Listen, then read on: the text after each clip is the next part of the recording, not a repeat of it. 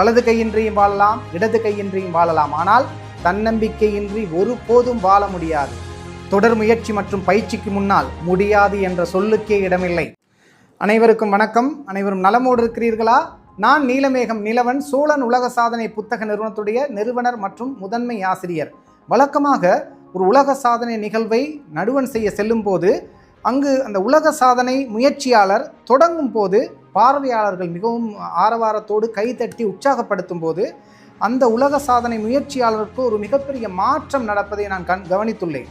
அதாவது அவருக்குள் ஒரு நேர்மறை வேதியியல் மாற்றம், கெமிக்கல் ரியாக்ஷன் ஒன்று நடந்து அதன் மூலம் அவர் உற்சாகமடைந்து அவருடைய முயற்சியில் அவர் வெற்றி அடைகிறார், ஒரு உலக சாதனை படைக்கிறார்.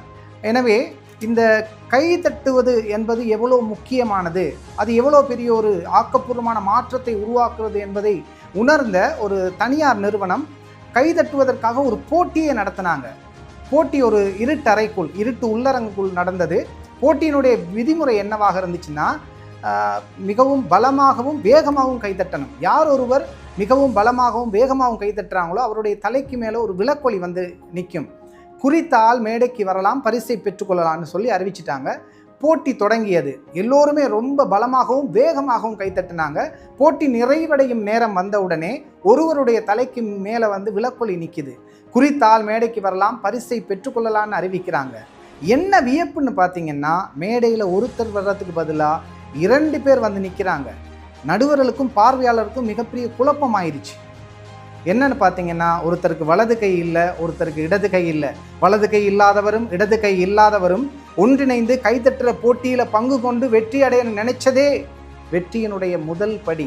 வலது கையின்றியும் வாழலாம், இடது கையின்றியும் வாழலாம். ஆனால் தன்னம்பிக்கையின்றி ஒருபோதும் வாழ முடியாது. அப்படியானால் தன்னம்பிக்கையை எப்படி வளர்க்கலாம், தன்னம்பிக்கையை எப்படி உருவாக்கலாம்? தன்னம்பிக்கையை உடனே உருவாக்கிடலாமான்னா இல்லை. தன்னம்பிக்கையை மெதுவாக நாம் உருவாக்க வேண்டும். நமக்கு கிடைக்கக்கூடிய ஒவ்வொரு வாய்ப்பையுமே நாம் முறையாக பயன்படுத்தும் போது தன்னம்பிக்கை வளர்கிறது. அதேபோல் நாம் ஒரு முயற்சியை செய்ய தொடங்கும் போது ஏற்படக்கூடிய பயத்தை யார் ஒருவர் தூக்கி எறிந்து முறையடித்து மீண்டும் முயற்சி செய்கிறாரோ அவருக்கு தன்னம்பிக்கை இயல்பாக வளர்கிறது. அதே போன்று ஒரு முயற்சியின் போது ஏற்படக்கூடிய சிறு தோல்விகளை தோல்வியாக எடுத்துக்கொள்ளாமல் அதை ஒரு அனுபவமாக எடுத்துக்கொண்டு அதிலிருந்து கற்றுக்கொண்டு யார் ஒருவர் மீண்டும் முயற்சி செய்கிறாரோ அவருக்கு இயல்பாக தன்னம்பிக்கை வளர்கிறது. தன்னம்பிக்கைக்கு மிக முக்கியமானது, உங்களை வேறு யாருடனும் வந்து ஒப்பிடக்கூடாது. அதே நேரம் உடல் நலத்தோடு இருக்கணும். உடல் நலத்தோடு இருப்பதற்கு உடற்பயிற்சி செய்ய வேண்டிய அதே வேளை நல்ல உணவுகளை தேர்வு செய்து உட்கொள்ள வேண்டும். அதே போல் மீண்டும் யார் ஒருவர் முயற்சி செய்து கொண்டே இருக்கிறாரோ அவருக்கு தான் தன்னம்பிக்கை வளரும். அதே போல் அவர் ஒவ்வொருவரும் இருக்கக்கூடிய துறை சார்ந்து நீங்கள் தொடர்ந்து கற்றுக்கொண்டே இருக்கும்போது தன்னம்பிக்கை இயல்பாக வளரும். தொடர் முயற்சி மற்றும் பயிற்சிக்கு முன்னால் முடியாது என்ற சொல்லுக்கே இடமில்லை. சித்திரமும் கைப்பழக்கம், செந்தமிழும் நாப்பழக்கம், வைத்ததொரு கல்வி மனப்பழக்கம், நித்தமும் நடையும் நடைப்பழக்கம் என்கிறது வெண்பா. முயற்சி திருவினை ஆக்கும், மெய்வருத்த கூலி தரும், தெய்வத்தான் ஆகாதெனினும் என்கிறது திருக்குறள். 1958ஆம் ஆண்டு இந்தியாவைச் சேர்ந்த மிஹிர் ஜென் என்ற 24 வயதான இளைஞன் தன்னுடைய 7வது முயற்சியின் மூலம் 14 மணி நேரம் மற்றும் 45 நிமிடங்களில் ஆங்கில கால்வாயை நீந்தி கடக்கிறார். 30 வருடங்களாக முறையடிக்கப்பட முடியாமல் இருந்த அந்த சாதனையை 13 வயதான ஒரு சிறுவன் தான் முறையடிக்கப் போகிறேன் என்று அறிவித்தவுடன் இந்த உலகமே எள்ளி நகையாடியது. அந்த சிறுவனை சோர்வடைய செய்தது. ஆனால் அந்த சிறுவன் நீச்சல் அடிப்பதற்கு பதிலாக எதிர்நீச்சல் அடித்தார். 11 மணி நேரம் மற்றும் 36 நிமிடங்களில் ஆங்கில கால்வாயை நீந்தி கடந்து ஒரு அற்புதமான வரலாற்று சிறப்புமிக்க உலக சாதனையை படைத்தார். அவர்தான் 13 வயதில் இந்தியாவில் அர்ஜுனா விருது பெற்ற ஒரே சிறுவன் என்று பெயர் பெற்ற குற்றாலீஸ்வரன். அதேபோல் சென்னையைச் சேர்ந்த கராத்தே பயிற்சி ஆசிரியை திருமதி சங்கீதா ஐயப்பன் மணி என்ற 2 குழந்தைகளின் தாயார் தன்னுடைய உடல் மீது 110 கிலோ எடை கொண்ட 11 கருங்கற்களை சுத்தியலால் அடித்து உடைத்து ஒரு உலக சாதனை படைத்திருக்கிறார்.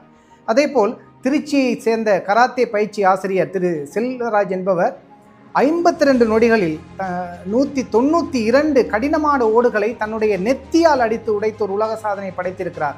அதுவும் இதுவரை முறையடிக்கப்படவில்லை.